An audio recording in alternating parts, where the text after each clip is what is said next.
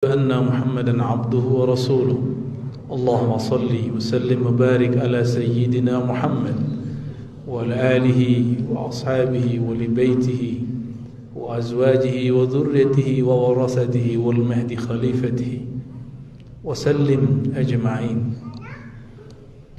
أما بعد أيها المسلمون، أوصيني وإياكم بتقوى الله فقد فاز المتقون. اتقوا الله حق تقاته ولا تموتن إلا وأنتم مسلمون. وقال تعالى فاتقوا الله ما استطعتم. وقال صلى الله عليه وسلم اتق الله حيثما كنت. Jemaah, saudara-saudaraku yang mencintai Allah, yang menjawab tuntunan Rasulullah SAW, marilah kita panjatkan rasa puji dan syukur kehadiratnya. Karena nikmat darinya kita dapat beriman kepadanya. Karena nikmat darinya kita dapat berislam taat kepadanya. Karena nikmat darinya kita dapat menikmati ihsan, nikmatnya bermunajat kepadanya. Maka kami mengajak semuanya dan diri kami tentunya, mari kita memperbaharui iman dan taqwa dengan memperbanyak kalimatut taqwa, kalimatut thayyibah, la ilaha illallah, yang disebut dalam hadis Imam Bukhari, iman itu ada 70 lebih cabangnya. A'laha qawlu la ilaha illallah. Iman tertinggi adalah ketika orang mencapai hakikat la ilaha illallah. Maka jika ingin melihat orang yang tinggi imannya, menjulang ihsannya, tancapan kuat Islam ada dalam dirinya, lihatlah sehari-harinya menerjemahkan kalimat la ilaha illallah. Lisannya basah dengan la ilaha illallah. Ibadahnya fokus hanya kepada Allah, tapi dia tidak meninggalkan sisi duniawinya. Tidak lupa juga kita mengenal Allah, mengenal sholat Jumat, mengenal bersaudara, baik bersaudara seiman, bersaudara sesama manusia. Itu karena berkah ajaran sang baginda Sayyidina Muhammad sallallahu alaihi wasallam. Kalau bukanlah karena ajaran beliau, mungkin kita hari ini sudah berantem, kita sudah bertengkar, kita saling salah menyalahkan, bunuh-membunuh. Tapi karena berkah rahmat yang ada dalam ajaran beliau, maka disebutlah baginda Rasulullah SAW dengan sebutan yang Allah sendiri yang memberi. Langsung turun dari arasnya, engkaulah rahmatan lil alamin, sang penebar kasih sayang tidak hanya kepada yang percaya kepada engkau hai Muhammad, tapi lil alamin, untuk semesta alam. Manusiakah dia, hewankah dia, tumbuhankah dia, alamkah dia? Maka sungguh aneh jika ada orang mengaku ikut sunnah Nabi Muhammad SAW, tetapi hobi bertengkar, hobi berselisih untuk masalah yang kecil. Sangat aneh orang-orang yang mengaku umat Nabi Muhammad SAW, tapi menebar kebencian kepada yang berbeda faham. Dalam satu kisah yang disebutkan oleh Imam Muslim dalam kitab Sahih Muslim, Sayyidina Muhammad SAW dengan istrinya tercinta Sayyidatuna Aisyah, kita biasa sebut Siti Aisyah radhiyallahu ta'ala anha, sedang berjalan. Jangan dikira Madinah itu sepi non-muslim, ada non-muslimnya, yaitu kaum Yahudi Bani Nadir dan kaum Yahudi Bani Quraizah. Bani Nadir ini kelompok yang lebih tua, tapi mereka sedikit ortodoks dan tidak banyak memegang peran ekonomi dan politik. Lain dengan Bani Quraizah, mereka ini ahli politik, ahli ekonomi. tapi juga sangat soleh dan taat di kalangan agama Yahudi.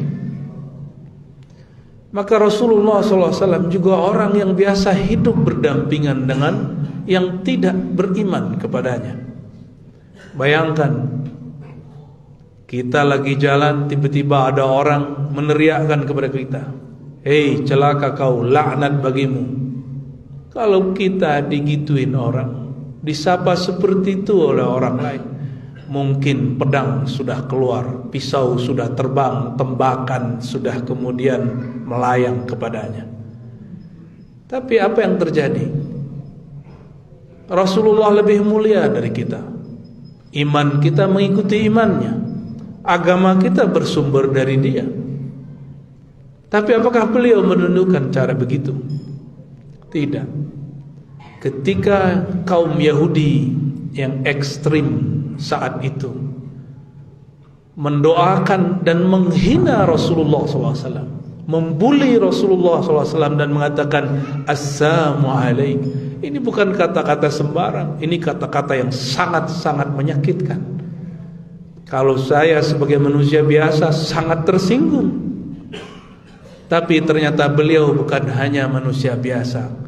Huwal basharu la kal bashari. Begitu di dalam syair-syair dan tarikh, manaqib-manaqib, madaih-madaih nabawiyah yang kita simpulkan dari sirah-sirah kenabian. Dia adalah manusia, la kal bashar, tapi berlainan dengan manusia biasa. Akhlaknya di atas manusia biasa, sabarnya di atas manusia biasa, tidak tersinggungannya lebih dahsyat dari manusia biasa. Apa jawaban beliau? Kita sudah tahu semua riwayat ini, tapi kita kok pura-pura tidak tahu riwayat ini, pura-pura lupa dengan riwayat ini. Beliau hanya mengatakan alaikum, kamu kali, gitu. Hanya menjawab seperti itu. Tapi Sayyidah Aisyah, bayangkan ini istri Rasulullah SAW, ini sisi normalnya. Jadi di situ Allah pertontonkan, ada manusia biasa Sayyidatuna Aisyah, ada yang luar biasa sang baginda. Apa kata Sayyidah Aisyah? Alaikumussalam wal la'nah. Justru kalianlah yang celaka, sial dan terlaknat. Senangnya Sayyidah Aisyah bisa balas, orang ngomongin satu, beliau balasnya dua. Apalagi beliau seorang perempuan dan masih sangat muda. Emosinya beliau tentu standarlah seperti orang-orang yang masih muda. Tapi apa kata Rasulullah SAW? Rasulullah SAW tidak memarahi Sayyidah Aisyah, tapi membimbingnya. Beliau mengatakan, wahai Humairah, wahai istriku tercinta, bukankah aku telah menjawab alaikum? Bukankah sudah cukup? Karena sang istri sayang kepada suami, sekaligus seorang murid kepada gurunya, tidak ridha guru plus suaminya dihina oleh seorang Yahudi. Beliau mengatakan, ya Rasulullah, engkau dihina, kenapa engkau hanya mengatakan wa'alaikum? Minimal wa'alaikumsalam atau assalamualaikum. Tidak. Apa kata Rasulullah SAW? Cukup engkau mengatakan wa'alaikum. Kenapa? Di ujung hadis itu Rasulullah SAW berikan kaidah besar hidup seorang yang mesti ia tiru di dalam hidupnya jika memang mengaku aku pengikut Nabi Muhammad SAW. Aku hidupkan sunnah Nabi Muhammad SAW. Maka siapa yang tidak mengamalkan ini, saya meragukan, walaupun serbannya tebal, walaupun baju gamisnya Masya Allah, walaupun tasbihnya panjang, walaupun jenggotnya panjang, walaupun sarungnya banyak, tapi jika tidak mengamalkan ini, saya meragukan dia sebagai umat Nabi Muhammad SAW. Kalaupun iya, mungkin Rasulullah tidak akan mengakui dia. Apa kata beliau? Wahai Aisyah, tidaklah ada kekerasan dapat diselesaikan dengan kekerasan. Sungguh kekerasan hanya dapat ditaklukkan dengan kelembutan. Ternyata bersikap lembut itu bukanlah kalah, Bersikap lembut itu awal kemenangan. Ketika orang emosi, kita tidak emosi, itu 1-0. Mungkin bagi orang yang murka ini, Imam Ghazali menyebutkan bahwa marah itu berarti keinginan menghancurkan orang yang dimarahi, mempermalukan orang yang dimarahi. Itu makna ghadab. Tapi orang yang menang dari kemarahan, orang yang ketika ada orang emosi kepadanya, dia tersenyum, tidak emosi kepada orang tersebut. Inilah yang diajarkan sang baginda. Tapi aneh, kenapa yang mengaku umat beliau, hidupkan sunnah beliau, anti bid'ah, hidupkan sunnah, tapi malah kemudian jangankan kepada non-muslim, sesama muslim beda faham pun sudah tidak saling menyapa dengan baik. Di grup-grup sosial media pun sudah berkata kasar, cuma karena beda faham. Mananya sunnah Nabi Muhammad yang kalian ikuti? Apa begitu baginda Rasulullah SAW ajarkan? Tidak. Oleh karena itu, wasiat untuk diri saya pribadi dan kita semua yang hadir pada siang ini, di Jumat yang penuh berkah ini, yang mana alam semesta dimulai diciptakan pada hari ini. Mari hidupkan kembali rahmatnya baginda Rasulullah SAW dalam diri kita, di rumah kita, di gang, di RT kita, nanti lama-lama di masjid, di kampung, bahkan di negara ini. Itulah cara mengislamkan negeri. Itulah cara Rasulullah SAW mengislamkan Madinah. Ketika beliau hendak umroh tahun ke-6 Hijriah, sudah hampir sampai di kota Mekah. Namanya negeri Hudaybiyah karena ada bukit Hudaybiyah. Ternyata dihadang kafir Quraisy, dilarang masuk, bahkan namanya dihina. Muhammad Rasulullah dihapus, ditulis Muhammad bin Abdullah. Rasulullah mengalah, Sayyidina Umar mengamuk, Sayyidina Abu Bakar menenangkan. Tapi Rasulullah SAW tidak sibuk ngurusin orang-orang kafir Quraisy saat itu, tapi lebih sibuk mempertahankan tenangnya umat Islam. Ternyata di antara umat Islam seperti Sayyidina Umar berpikir, kalau kita benar mesti kita mengalahkan orang-orang yang tidak beriman. Tapi dalam pemahaman Rasulullah SAW, benar tidak mesti berkelahi dan menang. Benar itu menunjukkan kasih sayang. Orang menzalim, kita kemudian menahan kezalimannya. Tapi tunggu, orang-orang yang dizalimi doanya mustajab. Perjanjiannya 10 tahun, tapi setahun pun tidak sampai. Orang-orang kafir Quraisy telah melanggar janjinya. Rasulullah SAW pun kemudian masuk kota Mekah karena beliau sabar. Saudara jamaah Jumat yang dimuliakan Allah, itulah lebih kurang khutbah kita pada siang ini. Hidupkan sunnah paling inti beliau, membagi, menghidupkan rasa kasih sayang kepada orang yang berbeda faham, termasuk juga yang berbeda pemahaman agama ataupun mazhab. Semoga Allah merahmati kita semua, merahmati umat yang beriman, merahmati siapapun yang menirukan sunnah-sunnah beliau. Amin ya rabbal alamin. Nasallallahu yubarika lana fi qira'atina wa tilawatina, wa nasallallahu yataqabbala minna jami'a ibadatina, wa nasallallahu an yujiba da'awatina, wa nasallallahu an yashrah sudurana, wa nasallallahu an yufaqqihna wa yufaqqih ahlana wa dhurriyyatina, wa nasallallahu an yusrifa 'anna kulla sharrin kulla bala'in an baladina hadha wa an baladil muslimina 'amma. ونسأل الله الغفار الغفور أن يغفر لنا وللمسلمين والمسلمات. أيها المسلمون توبوا إلى الله إنه كان توابا غفارا.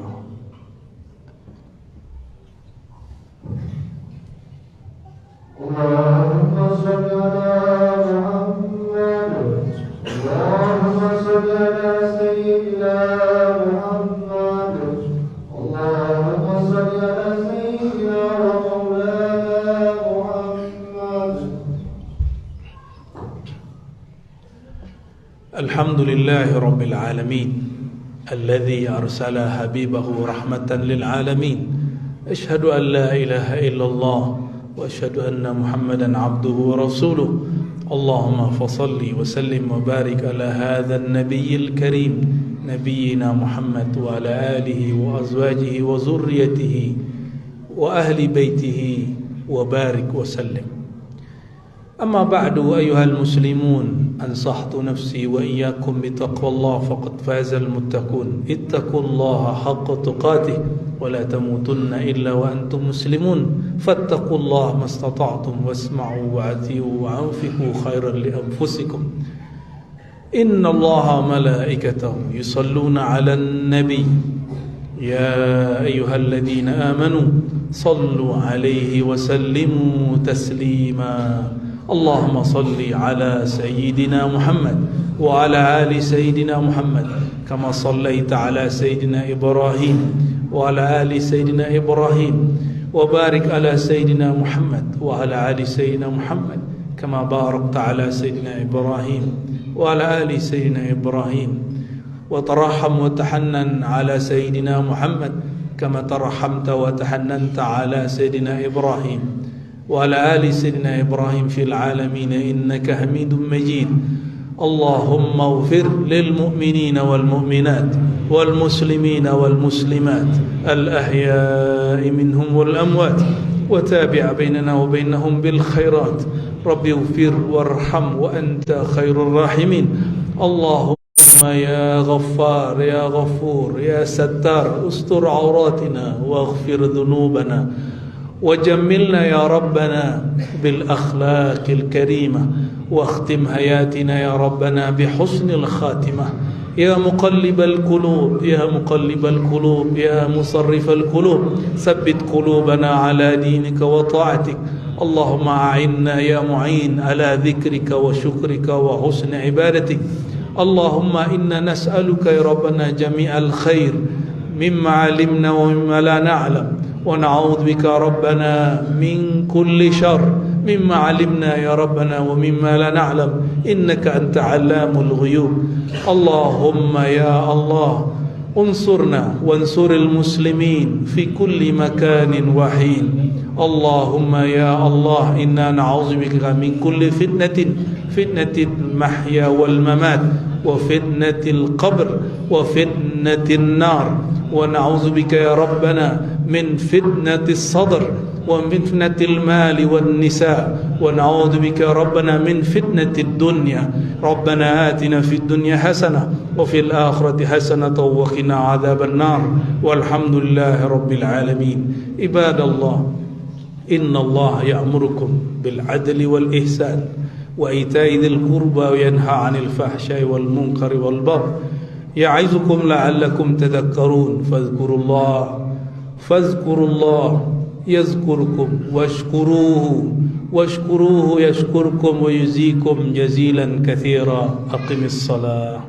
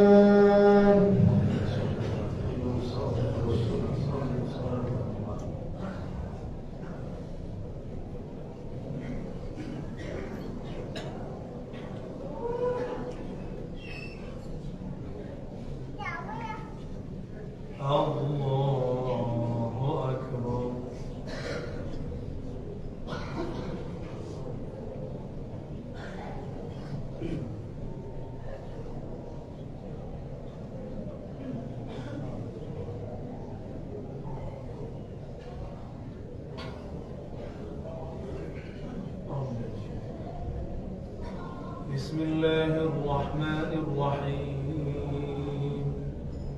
الحمد لله رب العالمين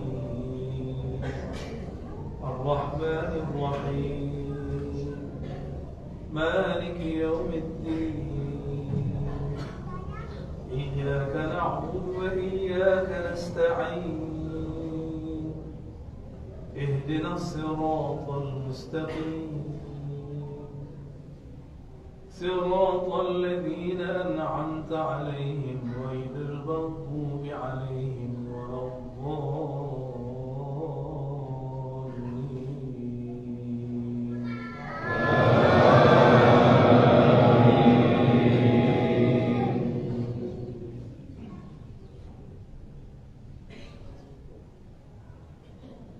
يا أيها الذين آمنوا لا تلهكم أموالكم ولا أولادكم عن ذكر الله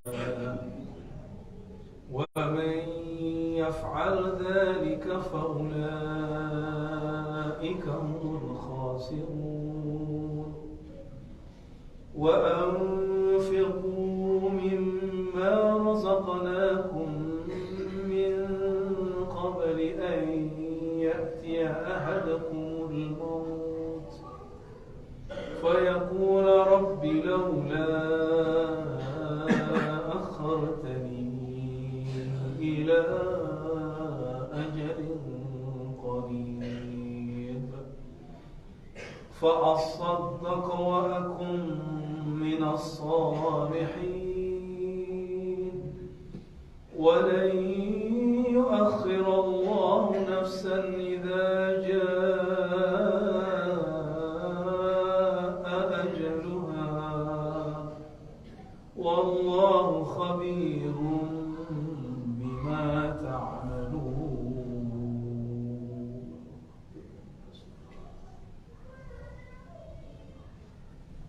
الله أكبر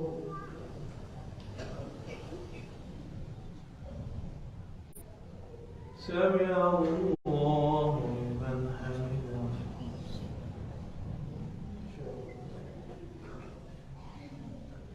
الله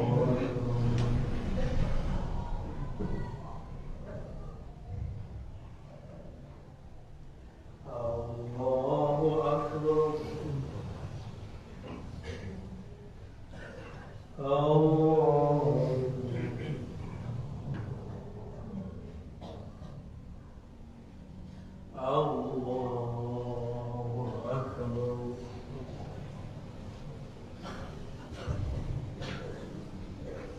بسم الله الرحمن الرحيم الحمد لله رب العالمين الرحمن الرحيم مالك يوم الدين إياك نعبد وإياك نستعين اهدنا الصراط المستقيم صراط الذين أنعمت عليهم غير المغضوب عليهم ولا الضالين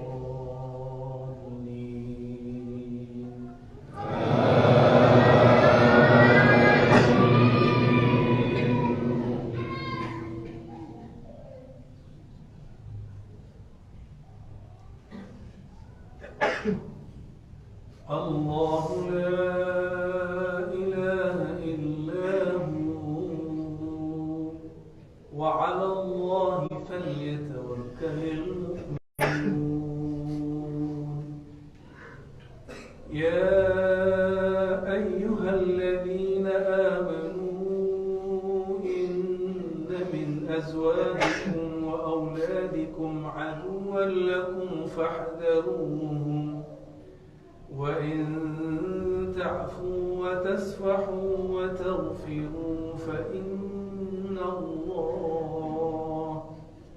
فإن الله غفور رحيم إنما أموالكم وأولادكم فتنة والله عنده أجر عظيم.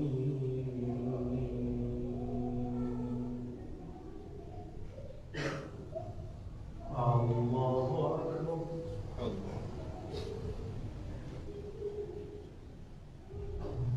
سمع الله لمن حمده.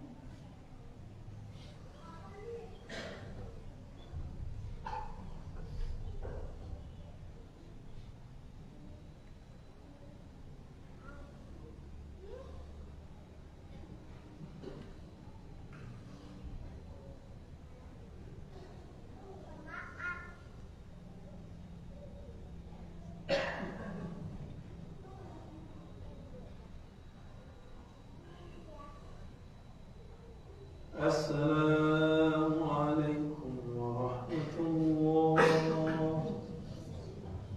السلام عليكم ورحمة الله.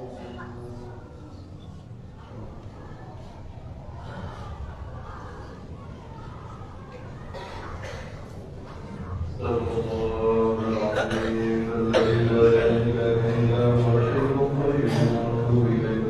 استغفر الله العظيم الذي لا إله إلا هو الحي القيوم وأتوب إليه. استغفر الله العظيم الذي لا إله إلا هو الحي القيوم وأتوب إليه. أفضل الذكر بعد أنه لا إله إلا الله. لا إله إلا الله.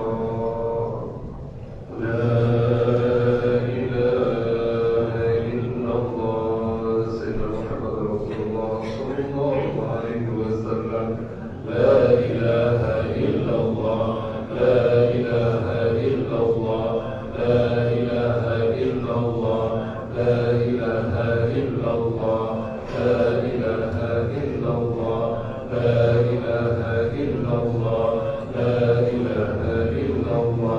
لا إله إلا الله. لا إله إلا الله. لا إله إلا الله. لا إله إلا الله. لا إله إلا الله. لا إله إلا الله. لا إله إلا الله. لا إله إلا الله. لا إله إلا الله. لا إله إلا الله.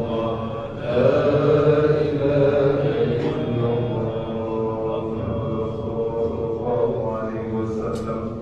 كلمة أكرم علي يدي وعلي داود وعليك ربي إن شاء الله تعالى بالآمين. وبرحمة الله إكرام تعالى إن الله وملائكته يصلون على النبي يا أيها الذين آمنوا صلوا عليه وسلموا تسليما. أعوذ بالله من الشيطان الرجيم. بسم الله الرحمن الرحيم. والصلاة والسلام على سيد الأولين سيد الآخرين نبينا الفاتح نبينا الخاتم نبينا محمد صلى الله عليه وسلم. اللهم صل على سيدنا محمد الفاتح لما أغلق والخاتم لما سبق ناصر الحق بالحق والهادي إلى صراط المستقيم وآله حق قدره ومقداره العظيم. اللهم يا صل على أحمد. اللهم يا صل على محمد. اللهم يا صل على محمد خليفتك يا الله يا أحمد. اللهم يا الله يا غفور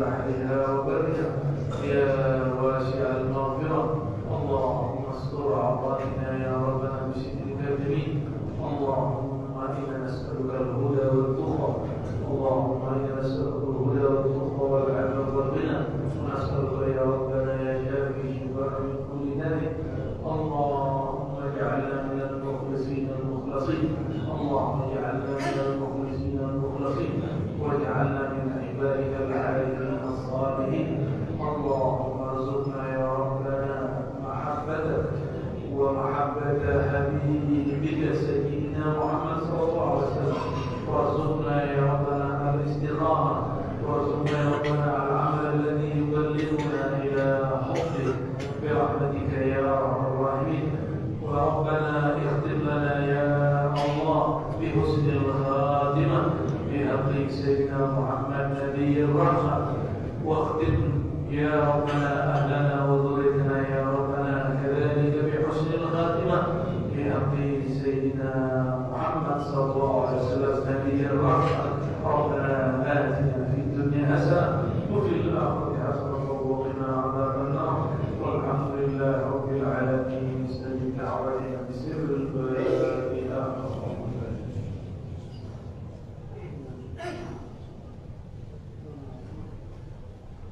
آمين آمين رب العالمين استجب دعوتنا بسر الفاتحة وبحق سيدنا الفاتح سبحان ربك رب العزة عما يصفون وسلام على المرسلين والحمد لله